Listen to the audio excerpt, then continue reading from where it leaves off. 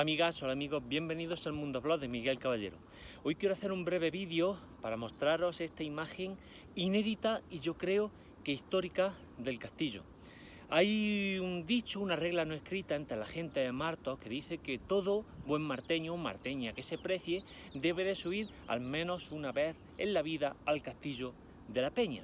Yo, gracias a mis padres, cumplí con esta premisa desde que era muy pequeño y con el paso de los años he podido subir aquí centenares de ocasiones para disfrutar de este histórico lugar, pero si os soy sincero, con el paso del tiempo pues he ido dejando de hacerlo, entre otras cosas porque me daba muchísima pena comprobar cómo con el paso de los años este lugar pues poco a poco se iba arruinando, ayudado con el paso del tiempo y también con la ayuda de algunos imbéciles que le da por subir aquí arriba a pintarrajear las paredes de este histórico lugar o a escarbar buscando supuestos tesoros imaginarios y maravillosos.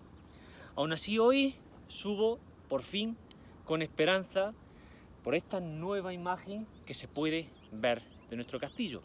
Nuestro castillo hace más de 100 años que no mostraba la imagen limpia, totalmente vacía, que hoy podéis ver. Desde hace más de 100 años, cuando este lugar dejó de cultivarse, no se veía nuestro castillo libre de vegetación, libre de retamas, de árboles, de todo. Y por fin hoy esta es la muestra de que algo está cambiando en nuestro castillo. Cambiando, esperemos que para bien. Los que me conocéis sabéis que hace algunos años pues estuvimos dando junto a otras personas bastante por culo, por así decirlo, pidiendo que se salvara el castillo de la Peña de Martos. Mucho se habló de aquello, no es fácil nunca poner la cara para que te la partan, como se suele decir. Mucho se habló de que si realmente no buscábamos que se salvara el castillo, sino que teníamos pues otras intenciones, que buscábamos algún rédito, no sé. Pero al final el tiempo es un juez justo que da finalmente la razón con el paso de los años y por fin esta es la preparación para el estudio que dé paso a conocer los secretos que se esconden debajo de nuestro castillo, aquí enterrados, conservados, esperando que alguien venga a descubrirlos y a enseñarlos al mundo. Y por fin se ha dado el primer paso, que esperemos que sea muchísimo más para salvar a nuestro castillo. Pero el primer paso por fin se ha dado, el primer paso siempre es el más difícil que dar. Y yo le doy gracias a todas las personas que han dado por fin este primer paso para salvar a nuestro castillo. Gracias a nuestro ayuntamiento y gracias a todas las personas que nos han hecho llegar hasta aquí. Dicho esto, aprovechando esta nueva situación del castillo, hoy os invito a resolver una de las grandes preguntas que nos hemos hecho los marteños a lo largo de los últimos siglos. ¿Cómo era el castillo de la Peña? En los últimos años, de la mano de las redes sociales, han aparecido algunas imágenes que supuestamente recreaban lo que fue el castillo de la Peña. En demasiadas ocasiones, dichas imágenes han sido fantasiosas y alejadas de la realidad, y hoy vamos a intentar descubrir cómo fue realmente nuestro castillo. ¿Cómo? Existen tres opciones para descubrirlo: arrancando una máquina del tiempo, el que la tenga; la segunda, utilizando un georradar, y estamos a la espera de que se ponga en funcionamiento e investigue nuestro castillo; y por último, consultando textos antiguos en los que podemos acercarnos a lo que fuera nuestra fortaleza. Una de las primeras cosas que debemos saber para descubrir cómo era el castillo en el pasado comienza por el camino. El actual camino que utilizamos para ascender a la Peña no es el camino original usado durante siglos para llegar al castillo, sino que el actual se ha ido utilizando a lo largo de las últimas décadas cuando el castillo ya estaba abandonado. El camino medieval se conoce desde hace tiempo, aunque fue estudiado hace unos años tras un estudio arqueológico que mostró que este estaba formado por materiales de relleno que facilitaron el trasiego por dicho camino, ya fuera de personas y sobre todo de caballería. Tras esto, debemos preguntarnos cómo sería la puerta que guardaba la entrada a este castillo, considerada durante siglos como inconquistable y que era además uno de los más importantes y fundamentales de la Orden de Calatrava y de todo el Alto Guadalquivir. Según estudios recientes, las hipótesis señalan a que la puerta de la peña podría ser un rastrillo, es decir, la puerta estaría defendida por dos torres de 3 alturas, una terraza donde los vigías harían guardia y controlarían el acceso al castillo o podrían defenderse de posibles atacantes, una estancia inferior donde se encontrarían una serie de poleas y contrapesos que alzarían la puerta del primer piso que se abriría verticalmente haciéndola muy resistente y difícil de destruir. Dicha superestructura sería visible a muchos kilómetros, lo que además sería un serio aviso para cualquiera que se planteara asaltar el castillo. Tras cruzar la puerta nos encontramos un gran espacio hoy cubierto de vegetación y retama.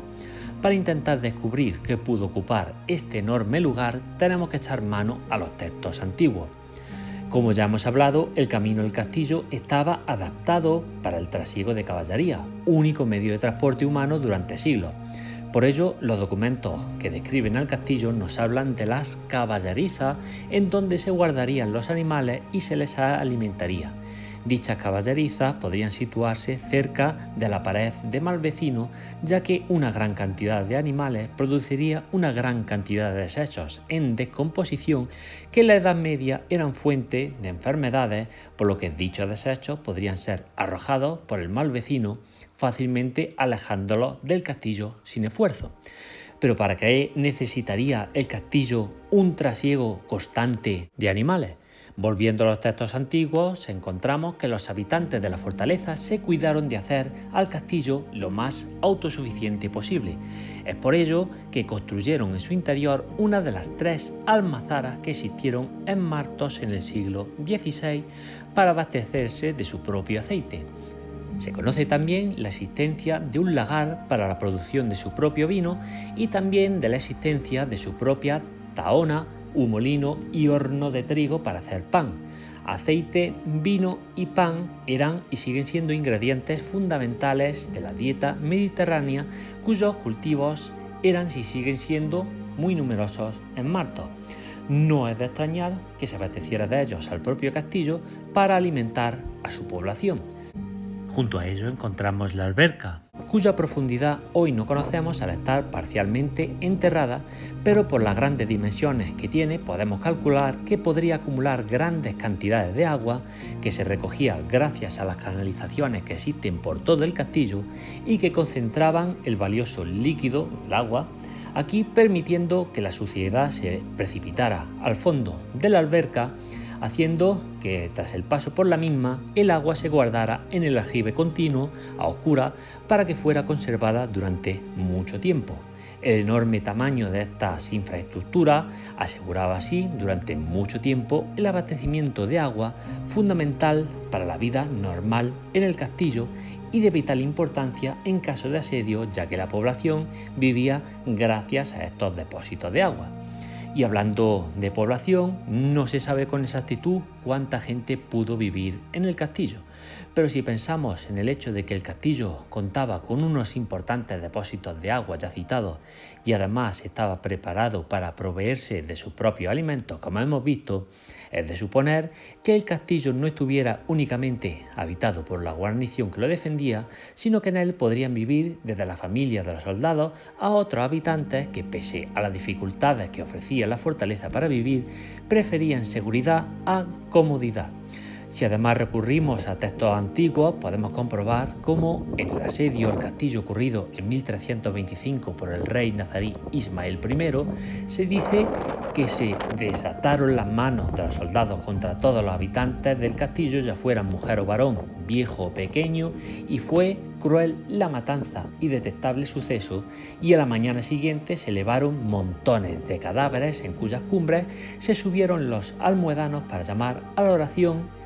Y dicho relato nos confirma la existencia de todo tipo de población en el castillo y que su número sería bastante alto. Pero ¿cómo podría vivir tanta gente en un espacio tan limitado como el de este castillo? Pues muy fácil, en la Edad Media las viviendas eran muy diferentes. a las actuales.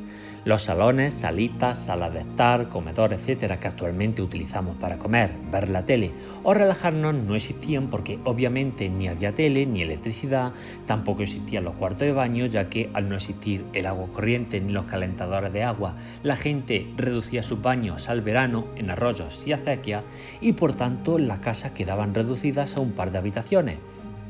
Una habitación que sería el salón, comedor, cocina, dormitorio y quizás una despensa, nada más. Esto hacía que en poco espacio pudiera congregarse y vivir muchísimas personas. ¿Y dónde hacía esta gente de vientre y demás necesidades fisiológicas?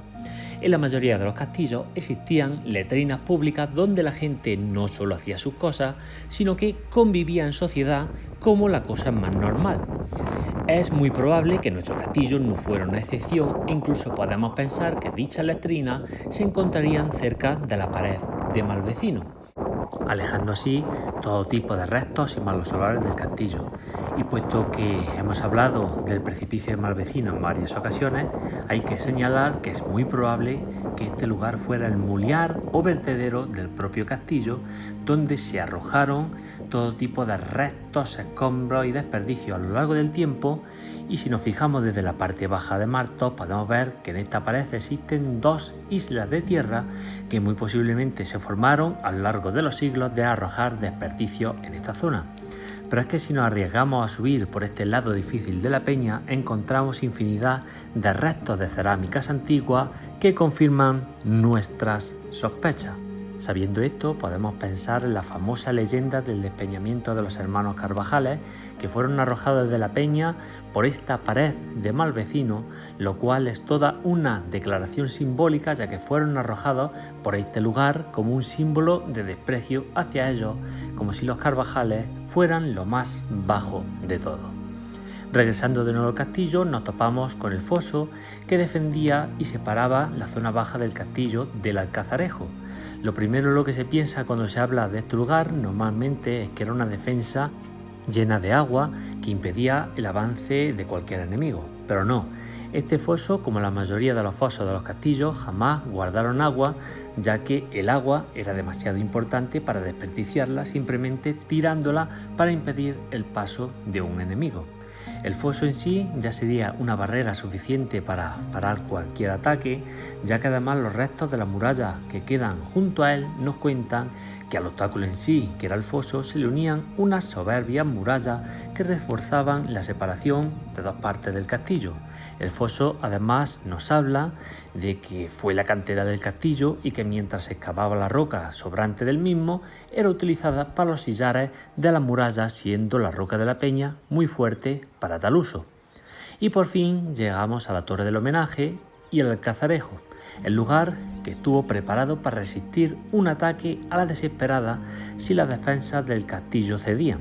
Si eso se producía, los asaltantes aún tendrían que superar el foso y las murallas que lo defendían, que además serían usadas de parapeto por los defensores. Superados estos obstáculos, aún quedarían la torre del homenaje. Se estima que actualmente la torre ha perdido entre un 30 y un 40% del tamaño original de la misma. La azotea desde donde se vigilaba todo el castillo y un territorio que abarca más de 100 kilómetros a la redonda ha desaparecido.